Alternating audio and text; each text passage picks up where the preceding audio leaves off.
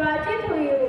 ईश्वर की शपथ लेती हूँ कि विधि द्वारा स्थापित भारत के संविधान के प्रति श्रद्धा रखूंगी, देश की प्रभुसत्ता और एकता को बनाए रखूंगी तथा जिस पद को मैं ग्रहण करने वाली हूँ उसके कर्तव्य का श्रद्धापूर्वक निर्वाह करूंगी।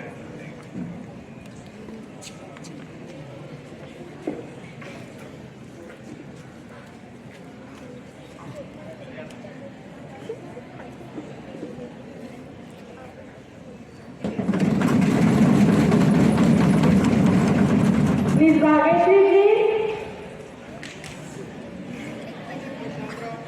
Madam, do you want to take oath or affirmation? Oath, please. In which language would you want to take oath? In English.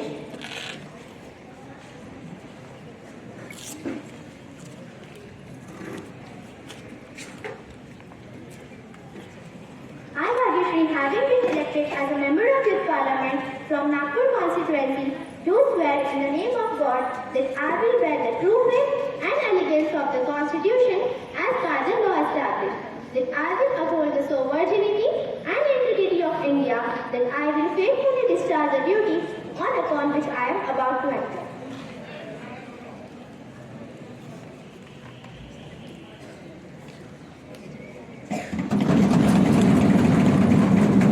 Miss Kana, please.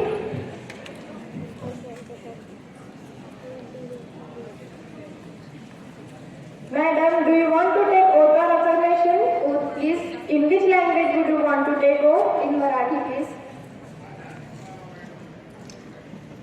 मी सनाजी युवा संसदची सदस्य म्हणून निवडून आली आहे. मी देवाची शपथ घेत आहे की कायद्याने प्रस्थापित भारतीय राज्यघटनेवर माझा विश्वास आहे आणि एकात्मता कायम ठेवीन आणि कर्तव्य पार पाडीन ज्या पदामध्ये मी गृहीत धरणार आहे.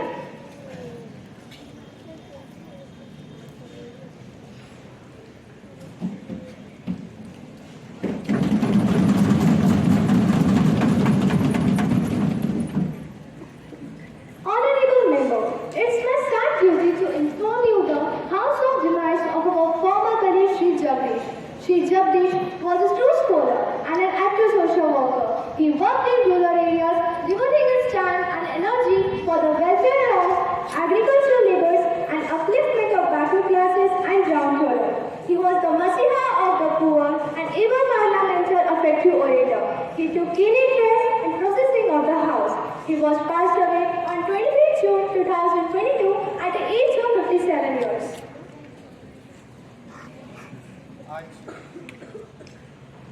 आज मैं और पूरा देश शोक में है क्योंकि हमारी सरकार के वरिष्ठ नेता और इस सदन के प्रभारी सदस्य श्रीमान जगदीश शर्मा उनका हाल ही में देहांत हुआ। उनके विषय में बोलना अत्यंत कठिन है, शब्द कम पड़ जाते हैं। मैं वो युवा वर्ग के लिए शक्ति और प्रेरणा का स्रोत थे। उनके निरंतर सहयोग के कारण आज मजदूरों को और किसानों को उनके अधिकार मिल पाए। मैं ईश्वर से यही प्रार्थना करता हूँ कि उनके परिवार को इस अचानक हुए आघात को सहने की शक्ति दे।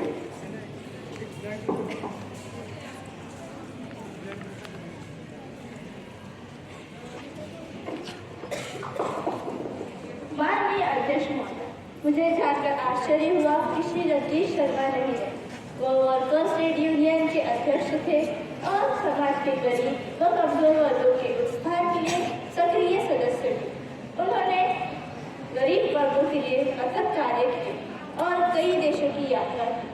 2019 मेक्सिको में हुए संयुक्त अंतर्राष्ट्रीय सम्मेलन में उन्होंने देश का प्रतिनिधित्व किया तथा भंडारा संसदीय निर्वाचन क्षेत्र में भी प्रतिनिधित्व किया। उनका अथक योगदान हम नहीं भुला सकते। उनके मृत्यु पर मैं हृदय से शोक व्यक्त करती हूँ तथा उनके परिवार के प्रति संवेदना व्यक्त करती हूँ। 5 मिनट का हो गया। 5 मिनट 10 मिनट अब सदस्यगण विविध तत्वों के सम्मान में थोड़ी देर के लिए मौन के लिए खड़े होंगे।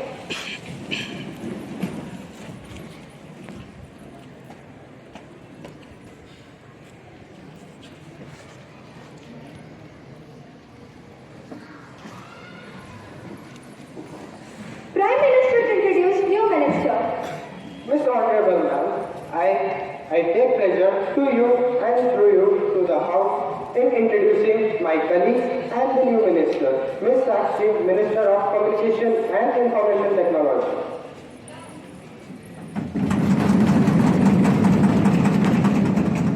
Mr. Soham, Minister of Textiles.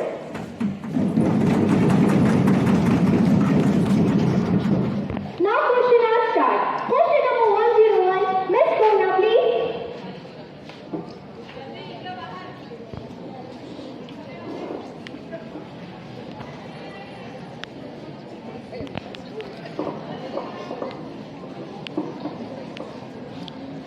माननीय अध्यक्ष जी, मेरा प्रश्न क्रमांक 101। मैं आपके माध्यम से शिक्षा मंत्री को यह पूछना चाहूंगी कि क हमारे देश में केंद्रीय विद्यालयों की नवीनतम आंकड़े क्या है। ख 2022 में कक्षा 10वीं एवं 12वीं के परिणाम पे केवीएस के परिणाम किस स्तर पे आते हैं एवं ग क्या केवीएस में वह विशिष्टता मौजूद कराई जाती है जो उन्हें निजी संस्थाओं के बराबर बनाती है। Honorable Education Minister, please. Respected Speaker, I would like to tell you that there are around 1,248 KVs in India with 40,37,363 students and 48,314 student teachers to guide them. There are also many cities in abroad like at Kathmandu, Moscow and Paris.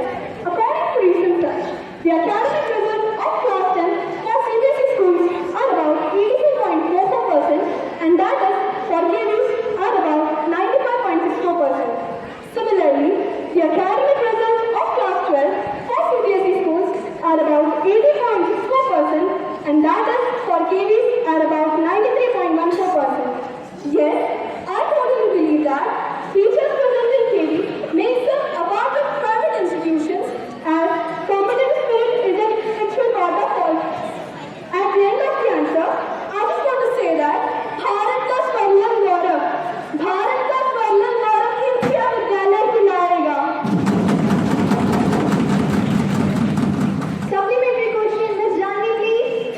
Miss Honorable Speaker, ma'am, is it a fact that there is a frequent change in CBSE syllabus? Is it necessary? If so, it will inconvenience to children as well as teachers who are teaching in CBSE schools. And also, CBSE books are not available in the market till today. What steps have been taken by the government in this regard? Education Minister, please.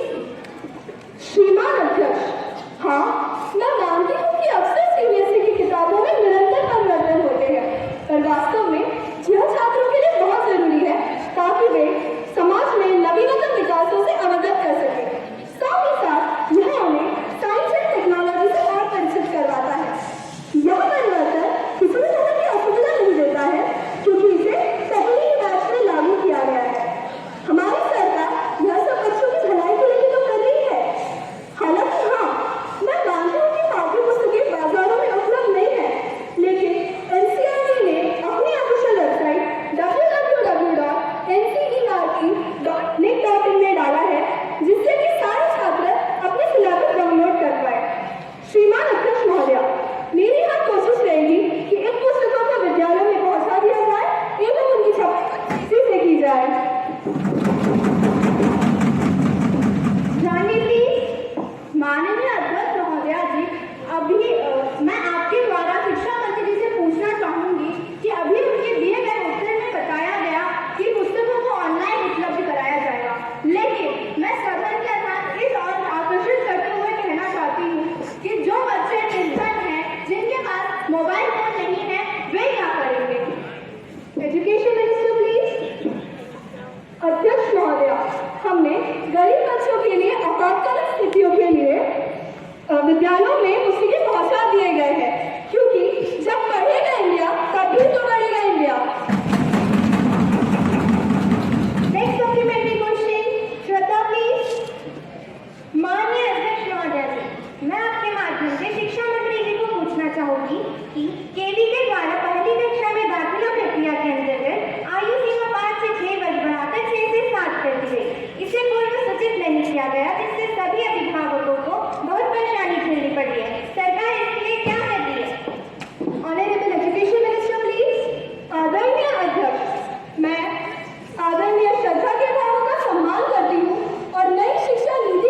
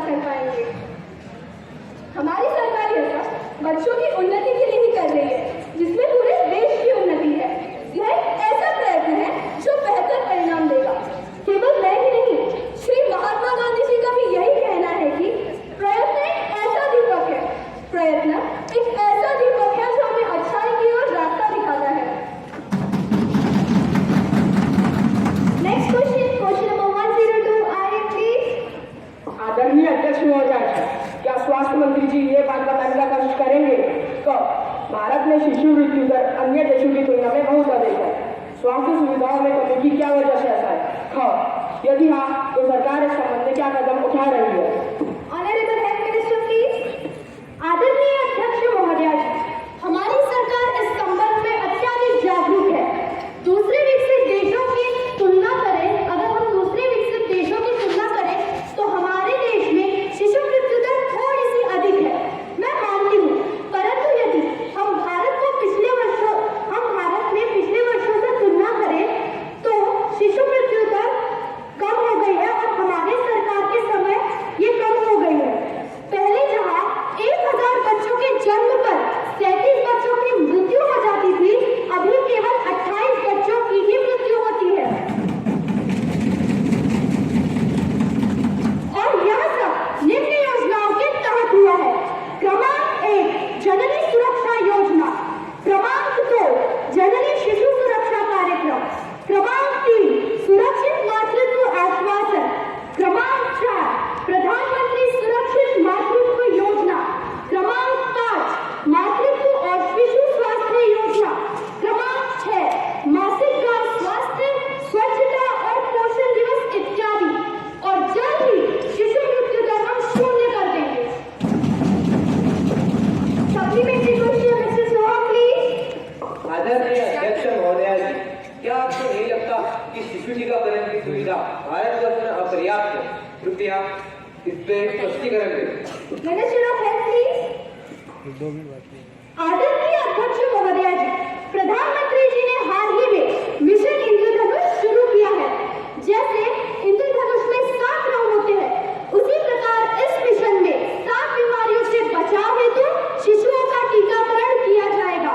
क्रमांक 1 diphtheria, क्रमांक 2 पेर्टुसिस, क्रमांक 3 tetanus, क्रमांक 4 childhood TB, क्रमांक 5 polio, क्रमांक 6 hepatitis B, क्रमांक 7 measles और साथ ही साथ भी हाल ही में रोटावायरस और डायरिया का भी टीकाकरण शिशुओं को दिया जा रहा है। माननीय अध्यक्ष महोदया जी, शिशु कल्याण करना हमारा उद्देश्य है और हम इसके पीछे नहीं हटेंगे। Next supplementary question Ayushi please. अध्यक्ष महोदय, मैं आपके माध्यम से माननीय स्वास्थ्य मंत्री जी से पूछना चाहूंगी, कितने राज्यों और क्षेत्रों में इसका अमल हो चुका है और कितने राज्यों में बाकी है? Minister of health please. आदरणीय अध्यक्ष महोदया जी, यह योजना 2 चरणों में चल रही है। इस योजना के पहले चरण में 201 जिलों में शिशुओं का टीकाकरण हो चुका है और इस योजना के दूसरे चरण में 297 जिलों को इसमें लिया जाएगा। विश्वास कीजिए कि हमारी सरकार इस योजना पर पूरी तरह अमल कर रही है और इस साल के अंत तक पूरे भारत में यह योजना पूरा करने की योजना है और हम इससे पीछे नहीं हटेंगे और भारत के शिशु सुरक्षित हो चुके होंगे, ये हमारा वादा है। अंतर्राष्ट्रीय वैक्सीन के अधीन होगी? ग, यदि हाँ तो सरकार इस वादे को क्यों स्वीकार करेंगे? Honourable minister for extension of law please.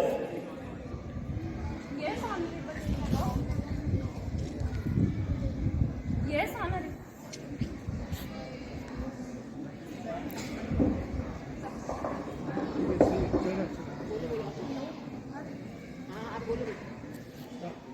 Yes, Honorable Speaker. The issue of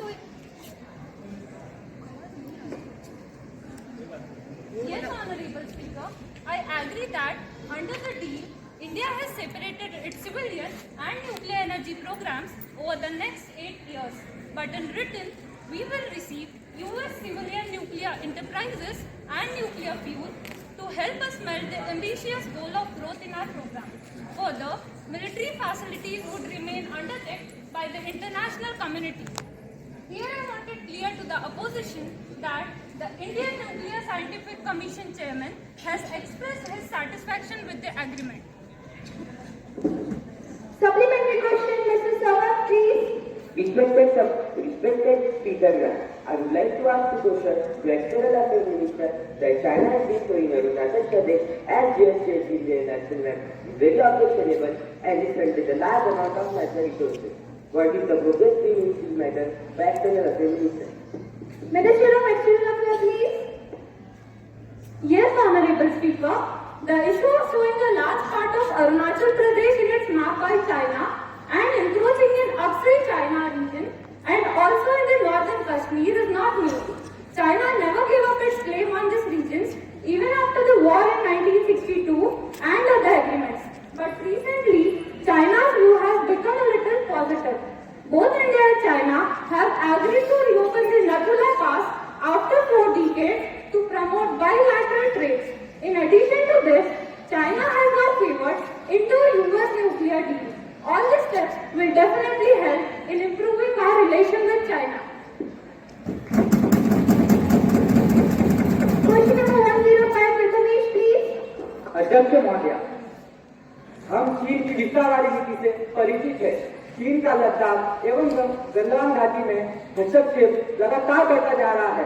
आखिर क्यों? सरकार इस संबंध में क्या कर रही है? कृपया शांति बनाए रखें। Minister of external affairs, please. आदरणीय अध्यक्ष महोदय, भारत एवं चीन एक सीमा साझा करते हैं। पड़ोसी मुल्क होने के कारण भारत की अर्थव्यवस्था मजबूत करने हेतु आयात निर्यात एक महत्वपूर्ण माध्यम है। दोनों देश दूसरे राष्ट्र से कोई समझौता करने से भारत की तिजोरी पर अतिरिक्त भार आएगा, जिससे बचने हेतु यह कदम उठाया गया है। 1 अप्रैल 2020 में भारत एवं चीन के बीच मैत्रीपूर्ण संबंध एवं सहयोग हुआ। दोनों देशों के बीच के आपसी मतभेदों का उचित प्रबंध हो रहा है एवं पारस्परिक रूप से लाभकारी सहयोग की गति का विस्तार हो रहा है। दोनों देश अंतर्राष्ट्रीय तथा क्षेत्रीय मामलों पर समन्वय बढ़ा रहे हैं। इस समाधान रणनीति से भारत व्यापार के क्षेत्र में अग्रसर रह सकता है एवं अपनी विदेश नीति अच्छी कर सकता है, क्योंकि यह कहा भी गया है कि पड़ोसी से अच्छे संबंध बनाए रखने चाहिए। Next question, question number 106, Vaishnavi, please. आदरणीय महोदय, प्रश्न क्रमांक 106। भारतीय रेलवे में जनरल डिब्बे हर एक ट्रेन में अत्याधिक अपर्याप्त सुविधाओं वाले, एक गंदे तथा भीड़भाड़ वाले हैं तथा लोगों को इसकी असुविधाओं का सामना करना पड़ता है। यदि ऐसा है तो सरकार ने इस संबंध में क्या कदम उठाए हैं? Minister of railway, please. माननीय अध्यक्ष महोदय, यात्रियों को उचित प्रवास उपलब्ध करवाना भारतीय रेलवे के लिए एक चुनौतीपूर्ण कार्य है। भारत जैसे देश में जो बड़ी आबादी वाला है और जहाँ जनसंख्या सबसे तेजी से चलने वाली ट्रेन से भी तेजी से बढ़ रही है, वहाँ पर कार्य करना और कठिन हो जाता है। हालांकि रेल मंत्रालय द्वारा प्रत्येक रेल में सामान्य डिब्बों की संख्या बढ़ाने का निर्णय लिया गया है। हम प्रत्येक ट्रेन में सामान्य डिब्बों की संख्या अधिकतम संभव सीमा तक पहुंचाएंगे। अतिरिक्त डिब्बों वाली ट्रेनों को समायोजित करने के लिए ट्रेन स्टेशन का विस्तार करेंगे। उच्च शक्ति वाले इंजनों का प्रयोग इन अतिरिक्त डिब्बों वाली ट्रेनों को रोकने के लिए किया जाएगा।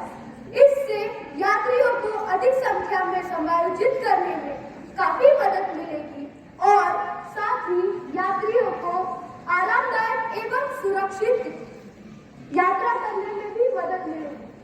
सफाई के लिए भी रेल मंत्रालय द्वारा प्रावधान किया गया है। लोगों का भी यह कर्तव्य बनता है कि वह ट्रेनों में स्वच्छता रखे, क्योंकि भारतीय रेलवे सार्वजनिक संपत्ति है। Supplementary question, Shrutika, please. आदरणीय अध्यक्ष महोदय, रेलवे में वितरित किए जाने वाला भोजन मानक के अनुसार उचित गुणवत्ता वाला नहीं है। याद है कि राजधानी जैसे 1 लाख ट्रेनों में भी मानक के अनुसार भोजन नहीं दिया जाता तथा निम्न गुणवत्ता वाला है। यात्रियों को इससे असुविधा होती है। यदि हाँ तो सरकार ने भोजन में सुधार हेतु क्या उपाय लागू किए? विवरण दें। Honourable minister of railway, please. माननीय अध्यक्ष महोदय, हम जानते हैं कि विभिन्न स्वादों के लाखों लोग प्रतिदिन यात्रा कर रहे हैं। उन सभी के स्वादों को संतुष्ट करना भारतीय रेलवे के लिए वाकई एक मुश्किल कार्य है। हमने खाने के वितरण को अच्छा करने के लिए खाने के वितरण को निजी संस्थानों के हाथों दिया है। हम खाने की गुणवत्ता पर ध्यान दे रहे हैं। मैं आपको आश्वासन देना चाहता हूँ कि अगली बार जब भी हम किसी भी रेल में सफर करेंगे तब आपको अच्छी गुणवत्ता का भोजन प्राप्त होगा। Next supplementary question Renuka please. आदरणीय अध्यक्ष महोदय, मैं आपके माध्यम से रेल मंत्री जी से पूछना चाहती हूँ कि रेलवे की ओर से यात्रियों को लाभान्वित करने के लिए कई तरह की सुविधाएं प्रदान की जाती हैं, किंतु आपातकालीन स्थितियों के लिए कोई भी चिकित्सा सुविधाएं प्रदान नहीं की जाती। क्या ट्रेनों में मोबाइल चिकित्सा सुविधाओं हेतु कोई प्रावधान है? यदि हाँ तो विवरण दें। Minister of railway please. माननीय अध्यक्ष महोदय, जैसा कि हम सब जानते हैं, देश के एक हिस्से से दूसरे हिस्से के लिए हजारों ट्रेन प्रतिदिन चलती है। इन सभी में मोबाइल चिकित्सा उपलब्ध करवाना वाकई एक मुश्किल काम है या असंभव है। लेकिन किसी भी आपात स्थिति में यात्रियों को चिकित्सा सुविधा उपलब्ध करवाने के लिए रेल मंत्रालय ने हर एक ट्रेन के गार्ड के पास प्राथमिक चिकित्सा बॉक्स उपलब्ध करवाया है। इससे आपात स्थिति में काफी मदद मिलती है। रेलवे ने हर महत्वपूर्ण स्टेशन पर भी मोबाइल चिकित्सा का विस्तार किया है। इससे भी काफी आपात स्थिति में मदद मिलती है। Next question number 107. Miss Pooja, please. Miss Speaker, ma'am, question number 107 will be the Minister of Food and Agriculture. Be pleased to state whether it is true the farmer of country is not getting profit as required for them. Minister of Food and Agriculture, please. आदरणीय अध्यक्ष महोदय, हम इस बात से अवगत है कि किसानों को उनकी फसल का उचित मूल्य नहीं मिल पा रहा है। इसीलिए सरकार ने कई योजनाएं शुरू की है। प्रधानमंत्री जी ने 1,35,000 करोड़ की राशि पंजाब और हरियाणा के किसानों के बैंक खातों में सीधे जमा कराई है तथा कोविड के समय और 7,000 करोड़ की राशि किसानों के खातों में जमा करवाई गई है। 2 करोड़ किसान के गिफ्ट कार्ड कई किसानों तक पहुंचाए गए तथा कई किसानों ने उस 2 लाख करोड़ का लोन भी ले लिया है। सप्लीमेंट्री क्वेश्चन मिस्टर आदि प्लीज। माननीय अध्यक्ष महोदय, मैं मंत्री जी से पूछना चाहूंगी कि क्या इनका की समस्या की भरपाई के लिए पर्याप्त है? यदि हाँ तो किसान का हड़ताल का क्या है? शांति बनाए रखें। Honourable minister of food and agriculture, मैं आगे पानी पी के आदरणीय अध्यक्ष महोदय, किसान हमारी योजना को समझ नहीं पाए हैं। हमने केवल उनकी भलाई के लिए ही एमएसपी कानून लाया है, परंतु शायद वह इससे सहमत नहीं, इसलिए हमने वह कानून वापस लेने की घोषणा की है। हम किसान भाइयों को नाराज नहीं करना चाहते। मैं आश्वासन देती हूँ कि जल्द से जल्द इस कानून में संशोधन करेंगे या इसे वापस ले लेंगे। आदित्य, माननीय अध्यक्ष महोदय, मैं आपके माध्यम से मंत्री जी से पूछना चाहूंगी कि आपको कितना समय लगे इस समस्या को सुलझाने में? कृपया शांति बनाए रखें। Minister of food and agriculture please. आदरणीय अध्यक्ष महोदय, मैं विपक्ष को यह विश्वास दिलाती हूँ कि आने वाले 6 महीनों में इसका पूर्ण समाधान हो जाएगा। मैं किसान भाइयों को उनको हुए कष्ट के लिए माफी मांगती हूँ तथा अपनी हड़ताल खत्म करने के लिए अनुरोध करती हूँ। Now question are finished. No more questions. Paper to be laid out. Honorable Minister of Railway, please.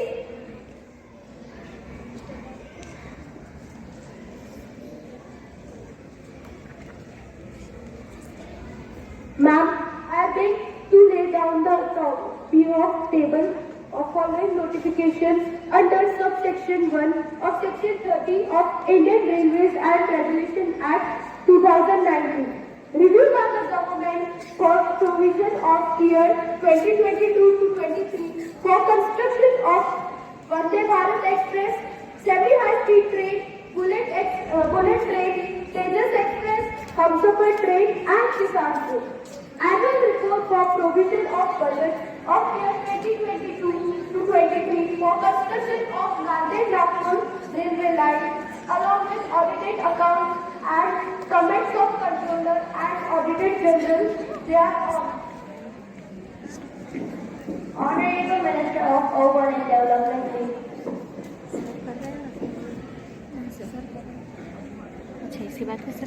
Honorable Speaker, ma'am. Firstly, I beg you to lay on the table a copy of the following paper, Hindi to English version, under the subsection 1, 619 of Company Act 2021. Did you read the government नहीं, मेरा 15 minute नहीं हुआ। for the year 2020 and 21? Annual report on Mineral Exploration Corporation Limited, Nagpur for the year 20 and 21, along with the audited accounts and the comments of controller and auditor general thereon. Secretary to report message for August Chamber of your Parliament.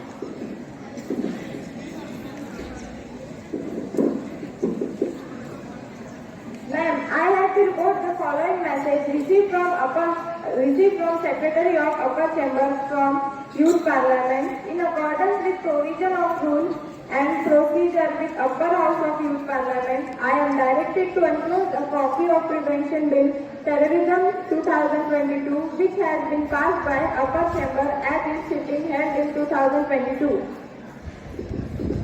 Secretary to lay on the table copy of bill as passed by the upper chamber. Ma'am, I lay on the table the House the Prevention of Terrorism Bill 2022 as passed by the Upper Chamber. Honorable members, I have to make an announcement on my own behalf and on the behalf of honorable members of the House. I have a great pleasure in welcoming His Excellency Mr. Robert Williams, Foreign Minister of England, who is on a visit to India as our honorable guest. He is dynamic and knowledgeable in his field. Through him, we convey our greetings and their best wishes to Prime Minister of England and 20 people of England. Honorable members, we have in our own minds a very high-power delegation of South Africa. The delegation is headed by Ms. H. Marshall, Honorable Speaker of the House of Commons. She is a very dynamic personality and knowledgeable in her field. We are lucky to have her as our honorable parliamentary delegation. An honorable member of the Africa parliamentary delegation who are on a visit to India as our honorable guest. The other delegation of the parliamentary house are Ms. K. Joseph, Deputy Speaker, and Ms. Albert Sawant, Deputy Speaker. They are now scattered in a special box. We wish them a happy and fruitful stay in our country. We also convey our warm greeting to senior and friendly people of South Africa. बैठो बेटा।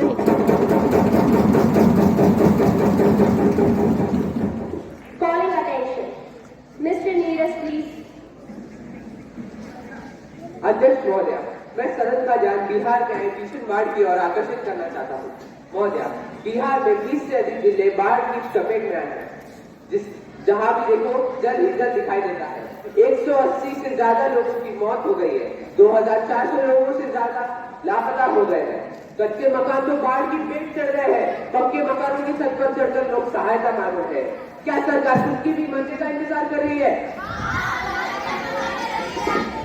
कृपया शांति बनाए रखें। Sir मैं बंद करूँ? जहाँ कल तक जीवन था, आज वहाँ मौत का तांडव चल रहा है। सर मैं बंद करूँ? यह दृश्य देखकर Upper Chamber at its sitting held in 2022. Secretary to lay on the table copy of bill as passed by the upper chamber. Ma'am, I lay on the table the House the Prevention of Terrorism Bill 2022 as passed by the Upper Chamber. Honorable members, I have to make an announcement on my own behalf and on the behalf of honorable members of the House. I have a great pleasure in welcoming His Excellency Mr. Robert Williams, Foreign Minister of England, who is on a visit to India as our honorable guest. He is dynamic and knowledgeable in his field. Through him, we convey our greetings and their best wishes to Prime Minister of England and 20 people of England. Honorable members, we have in our own minds a very high-power delegation of South Africa. The delegation is headed by Ms. H. Marshall, Honorable Speaker of the House of Commons. She is a very dynamic personality and knowledgeable in her field. We are lucky to have her as our honorable parliamentary delegation. An honorable member of the Africa parliamentary delegation who are on a visit to India as our honorable guest. The other delegation of the parliamentary house are Ms. K. Joseph, Deputy Speaker, and Ms. Alfred Carlin, Deputy Speaker. They are now scattered in a special box. We wish them a happy and fruitful stay in our country. We also convey our warm greeting to PM and friendly people of South Africa.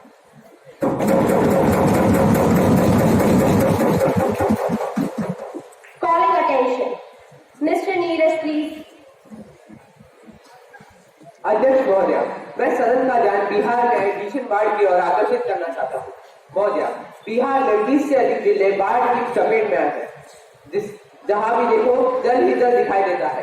180 से ज्यादा लोगों की मौत हो गई है। 2400 लोगों से ज्यादा लापता हो गए हैं। कच्चे मकान तो बाढ़ की पेट चढ़ गए हैं। पक्के मकानों की छत पर चढ़कर लोग सहायता मांग रहे हैं। क्या सरकार उनकी भी मरने का इंतजार कर रही है? कृपया शांति बनाए रखिए। जहाँ कल तक जीवन था, आज वहाँ मौत का तांडव चल रहा है। यह दृश्य देखकर मुंह से अनायास निकल जाता है। देखते ही देखते क्या हो गया, देखते ही देखते क्या हो गया, गुजरा हुआ जमाना क्या हो गया। कार्य करने वाले देखते ही रह गए, वहां का हालत क्या से क्या हो गया।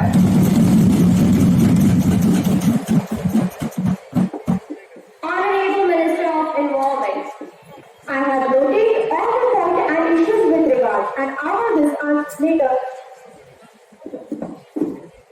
Ishita, please.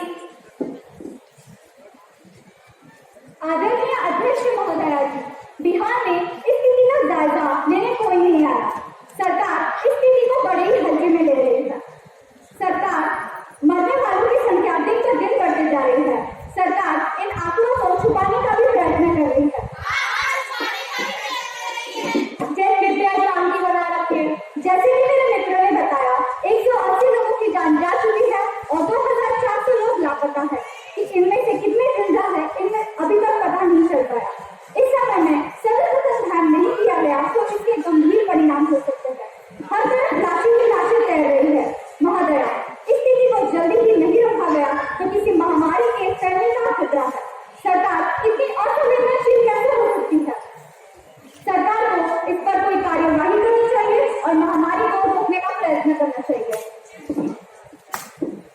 Mr. Chaitanya, please. आदरणीय अध्यक्ष महोदय, प्रणाम। बिहार में बाढ़ की चपेट में लोगों को पर्याप्त भोजन नहीं पहुंचाया जा रहा है। हर तरफ पानी पर्याप्त है, लेकिन पीने का पानी लोगों के पास नहीं है। मेरा मानना है कि जल्द से जल्द हेलीकॉप्टरों द्वारा लोगों तक राहत सामग्री नहीं पहुंचाई गई तो लोग भूख प्यास से ही मर जाएंगे। कृपया शांति बनाए रखें। मेरा मानना है कि सेना को युद्ध स्तर में बुलाकर काम करना चाहिए। अरे बच्चे बूढ़े तो असहाय है, क्या सरकार को उन पे दया नहीं आती?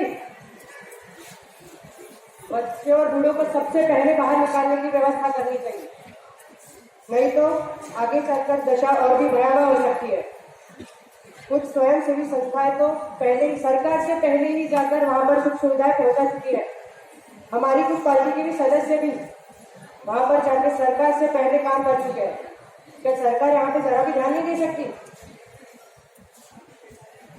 सरकार इस ओर कब ध्यान दे, यही मेरा सवाल है। Miss Grishma, please. आदरणीय अध्यक्ष महोदय, सरकार ने जो शरणार्थियों के लिए शिविर लगाए हैं उनकी हालत बहुत ही खस्ता है। न वहाँ डॉक्टर है, न नर्स है, न पर्याप्त बेड है, न दवाइयाँ है। मैं वहाँ खुद दौरा करके आई हूँ। ताजा जानकारी के अनुसार तो 30 लोगों ने तो शरणार्थी शिविर में ही अपने प्राण त्याग किए और सरकार अब भी कर रही है। सरकार को जल्द से जल्द शिविर बढ़ाने चाहिए और शिविरों में डॉक्टरों, नर्सों और दवाइयों की संख्या बढ़ानी चाहिए। अगर सरकार इस ओर सजग है तो शिविरों में सुधार की ओर ध्यान दे, वरना मरने वालों की संख्या बढ़ने में देर नहीं लगेगी। कहा भी गया है कि अच्छे बुरे की पहचान विपत्ति में ही होती है। यदि सरकार इस विपत्ति से निपटने में सक्षम नहीं है तो उसे त्याग पत्र दे देना चाहिए। नहीं तो इस विपत्ति से निपटने के लिए जल्द से जल्द योजना बनानी चाहिए।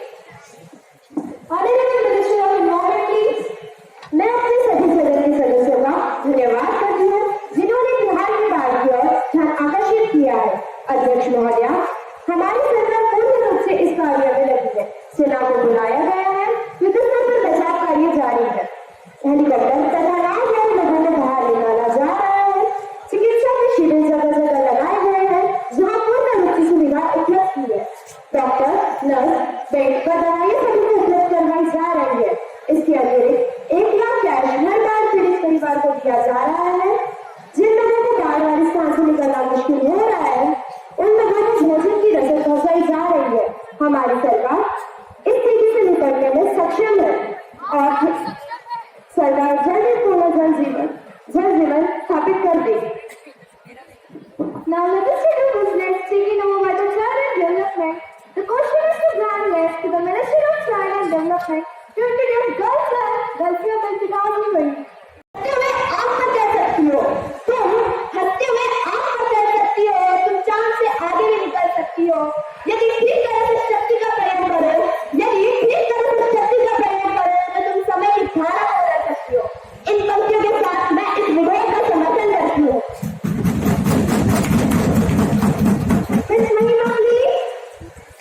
अध्यक्ष महोदया, सदन की समझ यह शक्ति संबंधित आपदा के प्रदर्शन में कहती हूँ, मुक्त करो नारी को, युग युग से ग्रसित बालिकाओं को।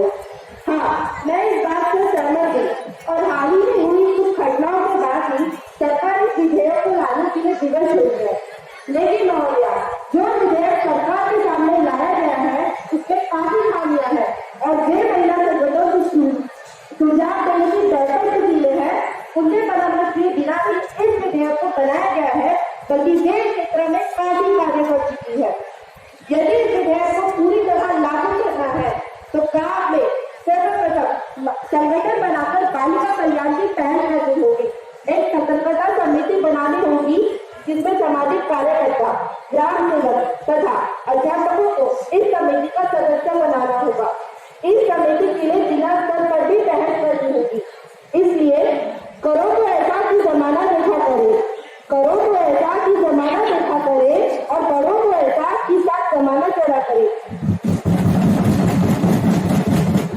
इसलिए जहाँ मैं इस विधेयक को लाने का समर्थन करती हूँ, वही कहती हूँ कि इस विधेयक को पास करने से पहले इसमें आवश्यक संशोधन कर दिया जाए। हर्षानी जी।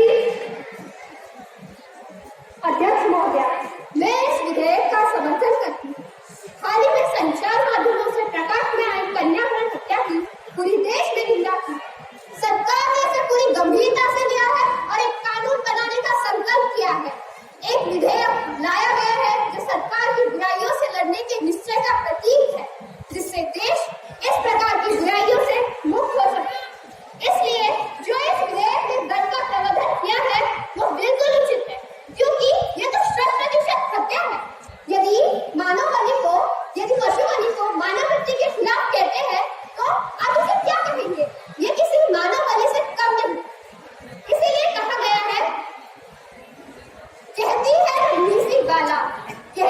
रणवीर सिंह बाला कि वह कोई अभिशाप नहीं, लज्जित होना पड़े पिता को, वह ऐसा कोई पाप नहीं।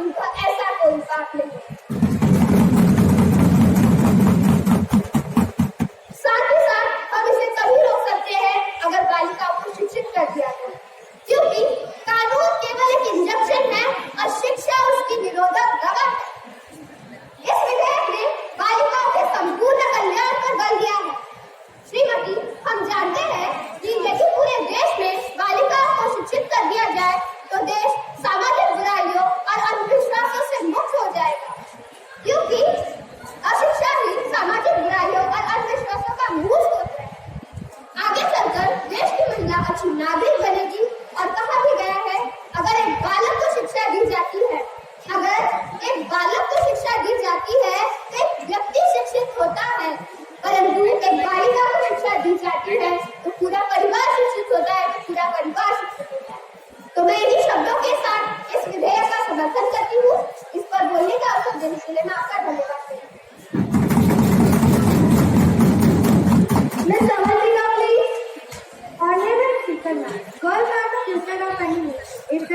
sector. Therefore, it is my sincere belief that there is a need to introduce the girl child welfare bill. The condition of the girl in our nation is very specific.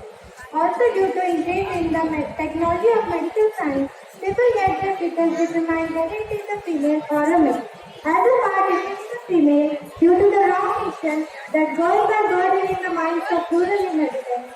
Due to this ratio of females, males are on a steady decline now being 1020 females and 1000 males. I would like to raise a simple logical question for those who are opposing this bill. Could you imagine a world without a girl? If not, then this is the right time that we wake up now. Otherwise, this day is not far when girls will become extinct. So this bill is a good step in the direction of combating the evil of infanticide. I conclude by stating that I support this bill.